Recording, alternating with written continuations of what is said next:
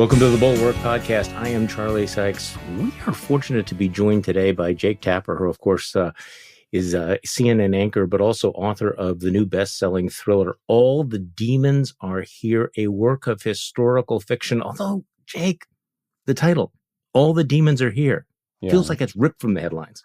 Yeah. Well, it's ripped from Shakespeare. It's a line kind of from The Tempest, but the actual line is, hell is empty and all the devils are here. And it does feel that way sometimes, doesn't it? So this is an interesting moment to write historical fiction when actual history is so amazing. I mean, a lot of what you write about is this broader metaphor about, the contemporary threats facing America. But before we get into all of that, I really want to bounce a couple things off you. Sure. Because we're in this incredible moment here where the former president of the United States is standing trial in multiple venues. He faces 78 separate felony charges. It is completely unprecedented. He's running for president. It seems as if he is the odds-on favorite to be the Republican nominee, and he's running a competitive race. So we're in this absolutely uncharted political, cultural media moment. So as an old school media guy, has anybody in the media figured out how to cover this guy? Because I feel like Donald Trump broke the media model back in 2016, and nobody's figured out how to put it back together again. I can't authoritatively state that this person has figured out how to do it or that person has figured out how to do it. But I can say that I think that there are some general rules that I've picked up along the way from covering him. One of them is we can't act as if he is a normal, regular candidate. He's not. Mm-hmm. He's, I don't think you even have to dislike him to acknowledge that he is his own creature. You can't necessarily treat him the same way as you would other candidates because he says things that are often untrue, and of more concerning, he says things that can put other people's lives in danger. Mm-hmm. For instance, I think one has to think about, at the very least, whether or not you air his comments live.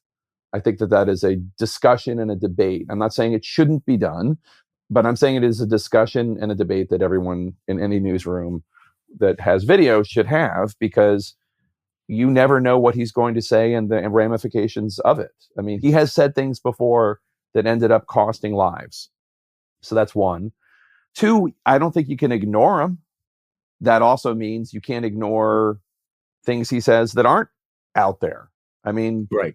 One of the reasons he is still as popular with Republicans is because this actually kind of ties in with the book, not to be book pluggy, but the book takes place in 1977 with the character of Ike, who is an AWOL Marine, is kind of representative in ways of how skeptical and mistrustful the U.S. public was of everything that they were hearing from the Pentagon and from the government. And understandably so, after Vietnam, after Watergate, people didn't know what to believe about the Kennedy assassination, either one of them, or the Martin Luther King assassination. So that skepticism, that distrust, that willingness to believe conspiracy theories, et cetera, that still is in us today.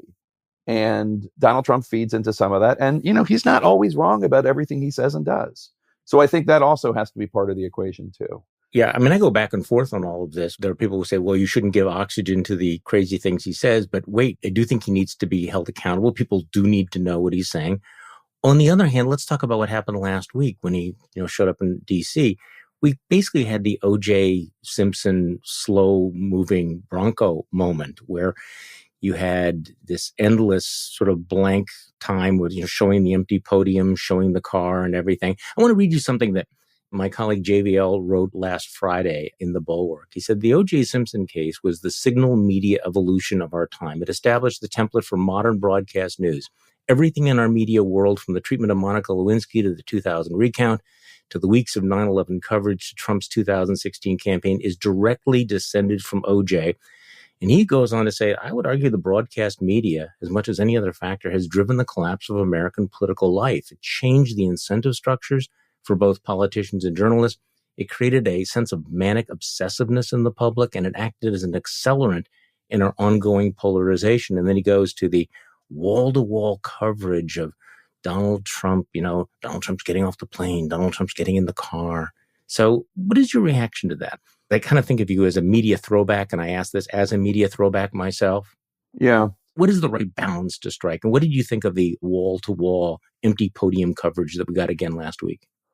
Well, it's a complicated question because I don't see every one of these things as the same. For instance, like showing Donald Trump flying to Washington, D.C. in the motorcade, arriving for this historic and in some ways tragic event where he was arrested and arraigned at the federal courthouse. That's news. It's not positive for him. It's not celebrating him. It's not celebratory. It's news. Now, is that the same thing as, for instance, that time that we all got rickrolled when he said he was going to acknowledge that Barack Obama was born in the U.S., right? And that was just, we were all just sitting around. And I don't know what MS or Fox or anyone else was doing because I was anchoring CNN or I was part of the team at CNN, but we were just sitting around watching an empty podium while Donald Trump was about to say something acknowledging the reality that Barack Obama was born in the U.S., which is not a proud moment for the media, I don't think, because we were being used by the campaign. And I mean, it's offensive on its face when you think about the fact that this was even a matter of discussion. Right. Barack Obama was born in Hawaii. I mean, like, why were we all sitting around breathlessly waiting for him to acknowledge that he'd been perpetuating a racist lie for a decade? Does not speak well about us. And then there's another example, for instance, when he was arrested and arraigned in Florida, and then he stopped and went into this Versailles cafe, this Cuban cafe, and people saying happy birthday to him and this and that. And the value of that, I question as well. So I don't know that I agree with all of the criticism, but I certainly think that there are nuances and ways to talk about different points of it. I myself didn't care for the Versailles cafe coverage because I thought we don't do that for anyone. There are no campaign stops that any candidate does that we cover live. Biden, DeSantis, Nikki Haley. So why were we doing it for him? I just think there need to be more discussions and debates in newsrooms before just running whatever is the latest live feed. Yeah. If that's the point, right? Yeah. That we shouldn't just be running live feeds because we can. I agree with that. Yeah, and you've been asked this many times before, but in retrospect, the decision to give him a live town hall meeting? I'm ambivalent about it. I don't know that gets into the do you ignore him thing. Yeah. Are we supposed to ignore him? Are we supposed to pretend he's not the leading Republican presidential candidate? I don't know. I mean, obviously, my mind is open. I had nothing to do with that town hall. Like, I wasn't part of it other than just covering it afterwards. But Caitlin was fact-checking him, and the crowd was Republicans and Republican leading independents in New Hampshire. And Donald Trump is Donald Trump. Do you think, forget the live component of it, just forget like how we did it.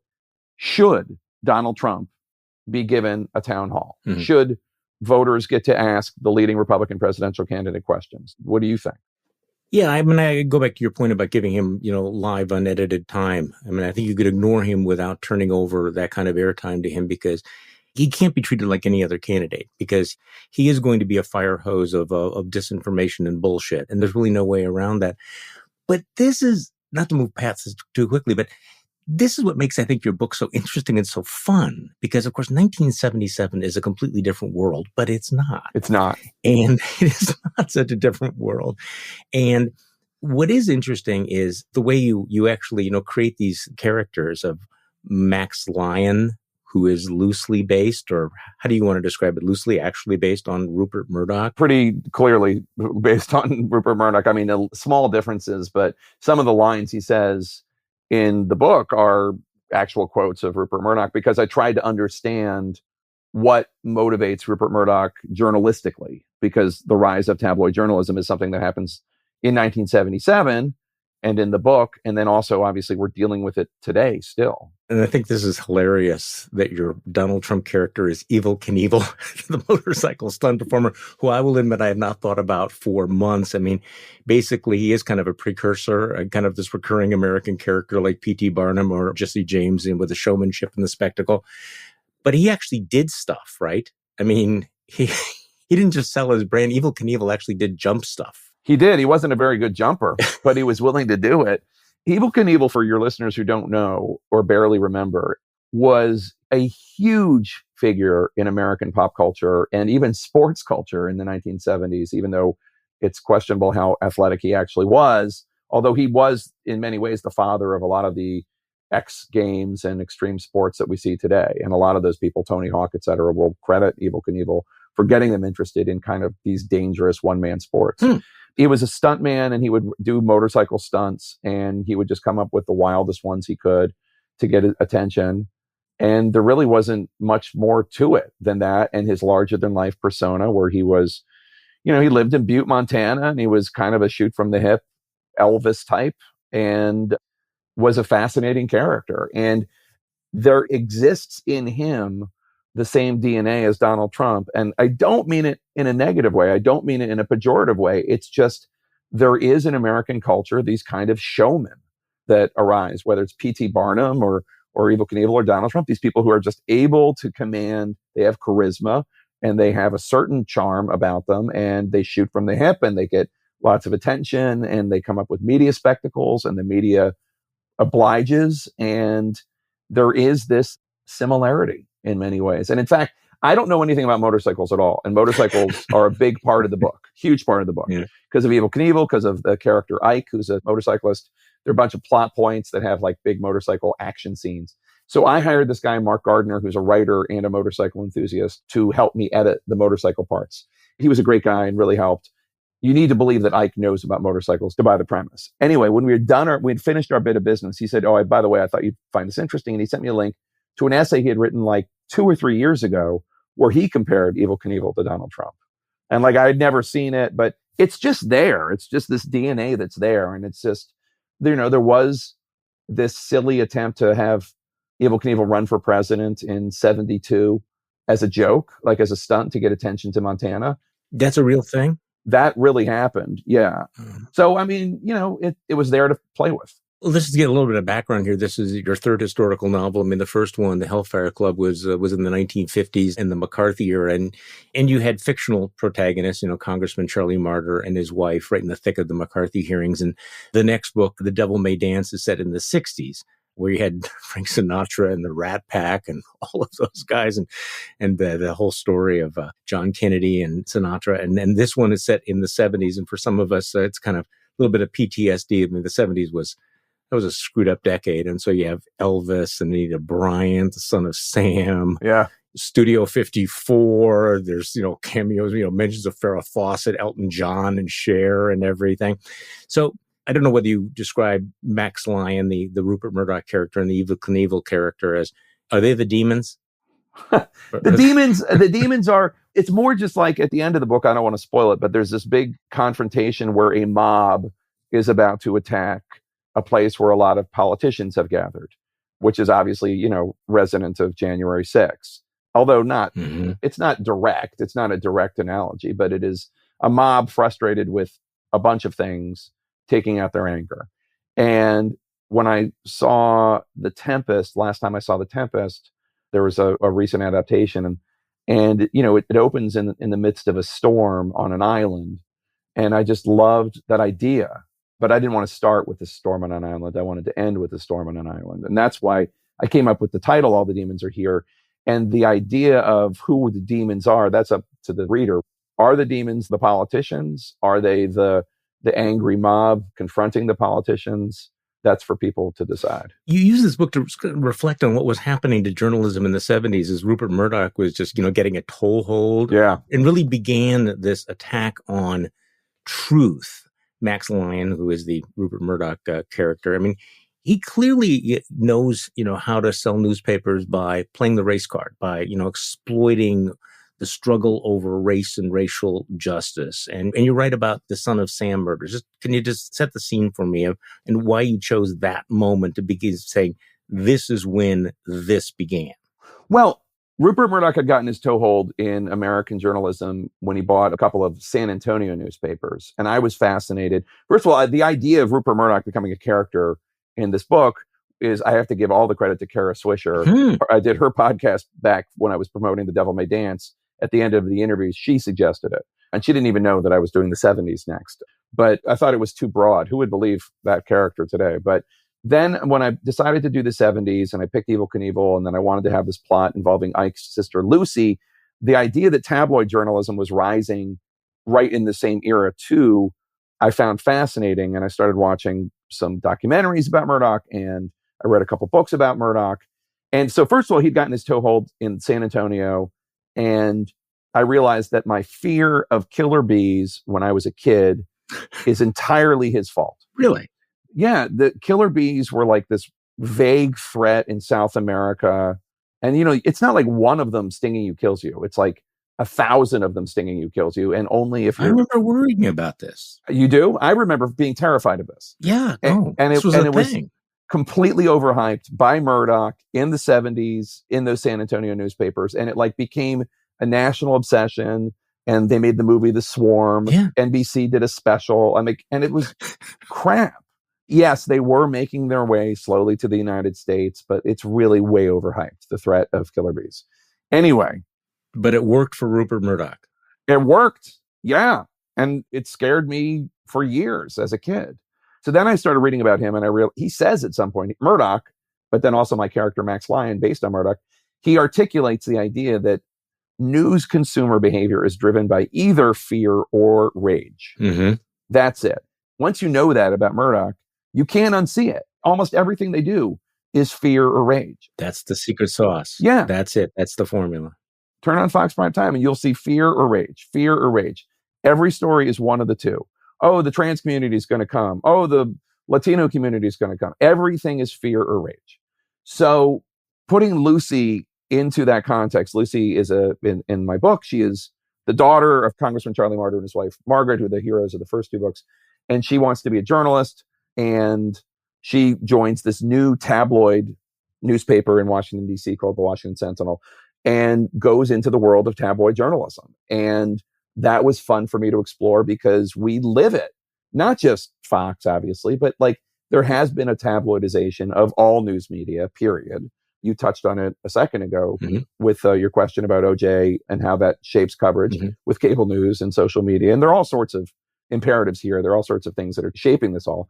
But it was interesting to me. And then the idea of taking this story, because Lucy becomes the top reporter assigned to cover a serial killer in Washington, D.C., because there's a big serial killer story, a real one in New York City that is boosting Murdoch's paper, the New York Post, because of the Son of Sam serial killer. The Summer of Sam. Yeah. Then I thought, well, what would Murdoch do if he actually had this story, this serial killer, and not the Summer of Sam? And you really have to know the plot of the book to know what I'm talking about. But he would inject racial politics into it. Yeah, I mean, you push the idea that their fictional serial killer in D.C. was a black man. Yeah. And they play that up. It's interesting. You were in Philadelphia at a book event talking about this, and you recalled how the New York Post actually plastered a photo of two black men in Boston on its cover back in April 2013 and asked, are these the Boston Marathon bombers? Yeah, I don't know if they were black or Indian they were not white. Is people all of I know. Color. Yeah, they did that, right? They had to pay up. That was a settlement they did way before the Dominion settlement, the News Corps enterprise. And I bet those two guys are thinking they should have held out for more money. So were you writing this during or before the Dominion lawsuit? Before. Okay, so in many ways that you can't read this without thinking about the Dominion lawsuit, where the Fox anchors kept talking about a stolen election, even though they knew it wasn't true. Right. So how did that happen? Why did they do it? What did we learn about that? Because the imperative structure is entirely ratings and money. I don't know of any journalism awards anyone at Fox gets nominated for, other than when Chris Wallace interviewed Putin. He did get nominated for that for an Emmy, and he deserved it, by the way.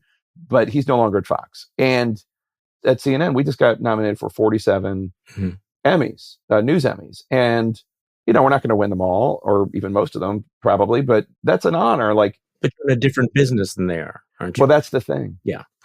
We're in an entirely different business. They don't care how they are regarded in the journalistic community. They don't care that they don't get recognized for good journalism.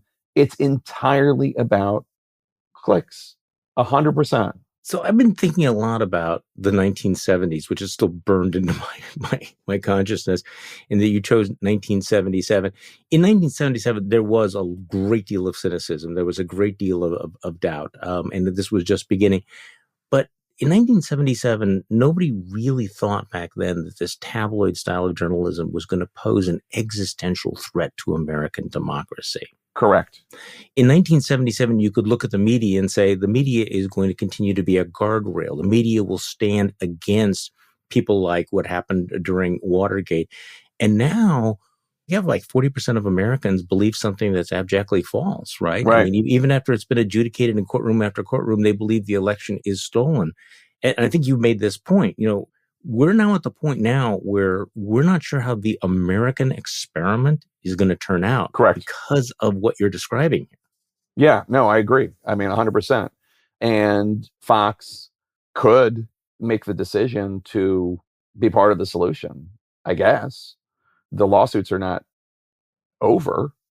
There's still the Smartmatic one, and there are still individual people who are alleging defamation. And by the way, remember, they also had to pay some settlement to the family of Seth Rich, that poor kid that was murdered, who used to work for the DNC. And Hannity was involved in a whole bunch of stuff having to do with like pretending that he leaked the Hillary Clinton emails to the Russians, et cetera. I mean, they had to pay a huge defamation suit as far as I can tell. And part of the deal was that it couldn't be announced until after the 2020 election. Great. In any other newsroom, news organization, business, or just any institution, these things would be real huge shocks, right? I mean, they would be moments of deep introspection. And I mean, some heads did roll at Fox, but No. Let me stop you there. The heads that rolled were the people that were telling the truth. Except for Tucker, the heads that rolled were, they fired like Chris Stirewalt and Bill Salmon. And I mean, they fired the people that had been, it was reporters who were telling the truth who got canned. A lot of them. A little confessional here. I had a very, very painful conversation with Paul Ryan earlier this year before a lot of this went down, asking, when are you going to do something as a member of the Fox board? What did he say? Well, he kind of threw Tucker under the bus. But when I was asking him was, do you understand that you are on the board of directors of a company that is pumping this toxic sludge into the American system? And his answer was basically, and I, reading between the lines, is, look, I need to be in the room because it would be way worse without me. I am trying to steer it into the right direction. I am trying to be the voice that says we can be part of the solution. And even though I think it's apparent that you're right, that they haven't made that turn, they're still there. So the powers of rationalization must be really intense. I mean, does Fox make that much money? Is it really worth it to them to do this? I don't know. I mean, they're not in it for the journalism, right? I mean, they're not in it to speak truth to power. They're not in it to tell the stories that other people aren't telling. I mean, I don't know. I know there are good journalists there. Yeah. So I don't know. I don't quite understand it. I mean, they just tell so many lies and they smear so many people. It's always punching down. It's always, yeah. I don't get it, but I think it's very lucrative. Those are the values that in the book, Max Lyon espouses because it's succeeding.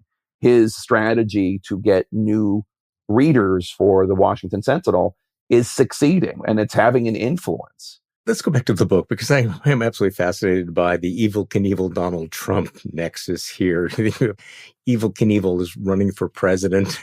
One of the quotes that you attribute to Evel Knievel, the candidate, is, "Our country is in serious trouble. We don't have victories anymore. We used to have victories, but we don't have them. Our enemies are getting stronger, and as a country, we are getting weaker."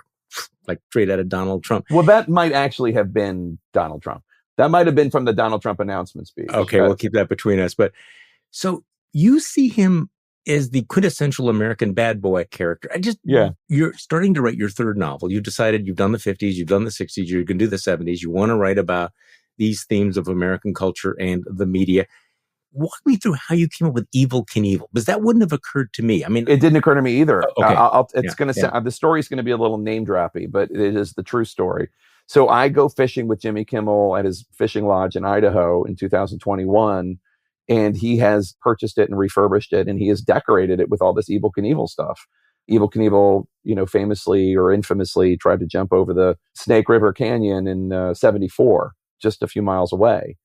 And the charm of Evel Knievel completely eluded me as a kid. I was not into that. But he was a big dude. I mean, he was on the cover of Sports Illustrated. He was on the cover of Rolling Stone. He was featured prominently often on ABC Wide World of Sports. That was not part of my existence, but it was part of Jimmy's. And Jimmy said, you really need to check him out because like he's this incredible character. I don't think he meant it like for your next book. I think he just meant it like just for shits and giggles. You should know about this guy. And he referred me to a documentary made by a different guest at the lodge, Johnny Knoxville. And Johnny Knoxville had made this documentary called Being Evil about Evel Knievel. And I watched it and it was great. And then I read a book about Evel Knievel, and Knoxville had told me a couple stories, just like wild stories, some not even in the book. I mean, some that are just having to do with like, he was a thief and a con man before he was a motorcycle stuntman. He was legitimately a criminal, but then he rose from that and became this other superstar celebrity. And then the more I read about him, and I just wrote something about this for USA Today. I'll have to send you the link. He legitimately, when he was like 22, when he was a poacher, before he was Evel Knievel, when he was just Robert Knievel, he got pissed off because the Park Service in Yellowstone was killing elks because they had an overpopulation.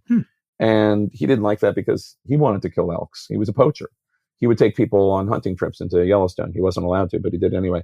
He took a bunch of antlers, hitchhiked across the country, and literally got a meeting with the Secretary of the Interior, I think it was Stuart Udall, and had the rule changed. He was like 21 or 22. So he did have a certain acumen, and he did have a certain sense of stunts for the sake of changing policy. So, on Earth 2, where Evel Knievel is alive today, he would have run for president. Or if like social media had happened earlier, or I don't know, just like if a couple things had worked out differently, it's really not difficult to imagine him running for president and being very, very much like Donald Trump. What's interesting about this, it's historical fiction, but it also captures how our template of American politics has been completely changed. And this maybe was one of the reptilian insights that Donald Trump had, that the future of politics was not in policy wonkery or any of the traditional forms of working through the system. It was about entertainment. It was about providing the masses with the shits and giggles. It was about being larger than life and flamboyant, and that there was an appeal for being the bad boy. You remember there was a moment when you thought, well, if somebody did this or did this or did this, they would be disqualified. And Donald Trump basically said, hold my beer. Look what I'm going to do. Totally. And part of his appeal is that he is entertaining and that people don't like him in spite of some of this bad boy stuff, but exactly because of it, don't they? David French had this great column that I'm sure you've read and I'm sure you've talked about how liberal critics and others of Donald Trump miss the fact that to his fans, he is a blast. It is fun to be a part of MAGA. It is a club that you're in. And a lot of it's based on rage and fear, just like the Fox ethos. But beyond that, there's also a lot of goofing around and making fun of people and making fun of each other. And, there is something joyous about it. Now, when I say that, I'm not making light of any of the darker sides of it, which I take very seriously and think are very problematic, but that is something that people miss. And it is something that I tried to capture in the book because Ike, who is also the child of Charlie and Margaret, Ike goes and teams up and works for Evel Knievel and sees Evel Knievel as a man with flaws, but also as somebody who is charismatic, and it's fun being part of his world for a while. I have to admit that the fun escapes me a little bit with... Well, I don't think it's aimed at you and me. No, it's not. And I think that, that's part of the problem. I mean, going back and sort of toggling back and forth between 1977 and now, because I think the assumption back then was if somebody told a lie and they were caught telling the lie, that there'd be universal condemnation, that there would be a pushback. It might even be disqualifying. Now we live in an era in which people are told lies, and there's a large portion of them that even if they know they're being lied to, don't seem to care. And I think that goes back to my question about breaking the journalism model, because wasn't it the assumption once that if we did a fact check on somebody and proved that what you just said was not true, that there would be consequences to that people would go, hey, thank you for telling me the truth, and I am outraged that I am being lied to. And that doesn't happen anymore. Yeah, no. How do we deal with that? How do we cope with that? I don't know. I mean, one of the things that Trump did was, you talked about how Trump's effect on the media. I've talked about this before too, about how I see him as a disruptor of news media. And one of the ways he's done that is by making facts partisan. Mm-hmm. The idea that if you call out a lie, you're being a liberal, you're being a hack, you're being anti-Trump. He has somehow sold people on this. And Fox is right there with him. They're doing that too. They're hand in hand with him on that. Oh, you can see that the facts are partisan, or the Trumpian style of projection, that when he's doing something, he will project it onto the other side, the whataboutism. I mean, I think it's fascinating that he is openly now saying, if you elect me, I am your retribution, making no secret of the fact that he would, in fact, do what he's accusing the Biden administration falsely of doing, of weaponizing the Department of Justice. He makes no secret of it, does he? I mean, it's right there. You know what's so interesting? There have been times in the last 5 years when I have reported on something having to do with Trump or Trump Jr. or an anchor at Fox or whatever, and they insisted that I was misinterpreting. Like, that's not what I meant. You know what I mean? You're taking the worst possible interpretation.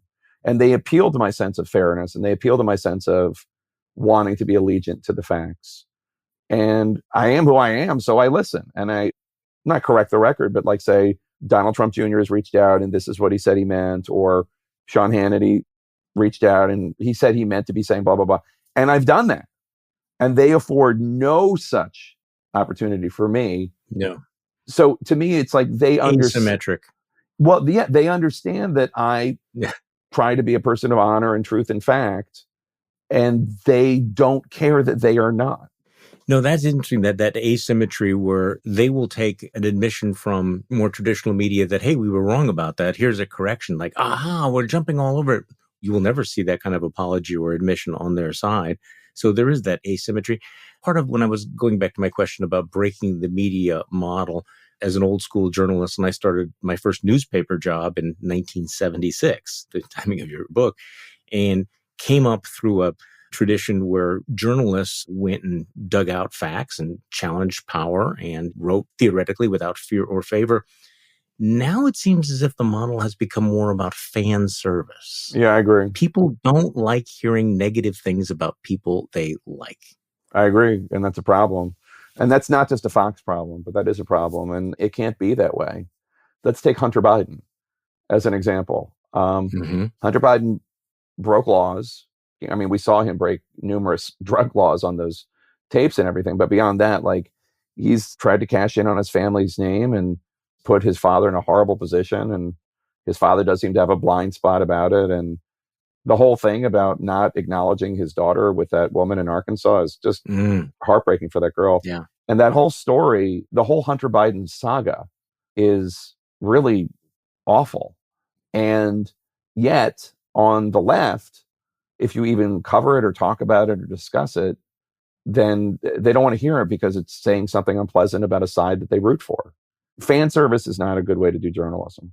No, and I think that's become sort of internalized on the part of a lot of folks who believe that the job of the media is to confirm their priors, tell them what they already believe, what they want, to hate the right people and to praise the right people. And so let me just ask you one last question, because I know that a lot of people are probably wondering this. With your heavy broadcast schedule, how the hell do you write novels? So the first answer is obviously I'm wired a little differently. And I don't mean that as it's probably not a good thing, but like, I don't relax very easily. And like, I come home and I write, and I am very driven. And so that's part of it. The other part of it is when I write a book, I spend a lot of time researching. I spend a lot of time outlining, and then I break it up into chapters, and then I have assignments for myself. Okay, in this chapter, these 5 things need to happen.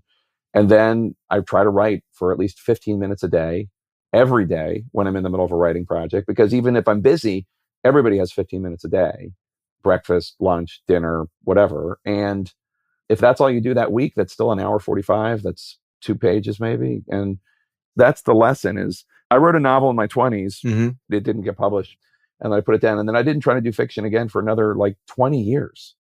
And if you don't sit down and write, then that will happen to you too. 20 years will go by and you haven't written a word of fiction, or you've written a word, but you never finished anything. And it can happen like that unless you have the schedule and make yourself abide by it. Are you already thinking about your next novel? I am. I'm thinking about my next novel. I'm also thinking about like a couple nonfiction projects I want to do. So I need to talk to the publisher and figure out what they want me to do. But I'm not just thinking about them. I've worked on the nonfiction project and I've worked on a next book, book 4. Well, the good news is at least you have something else in your life because you got a new dog today, right? We got Moose. Congratulations.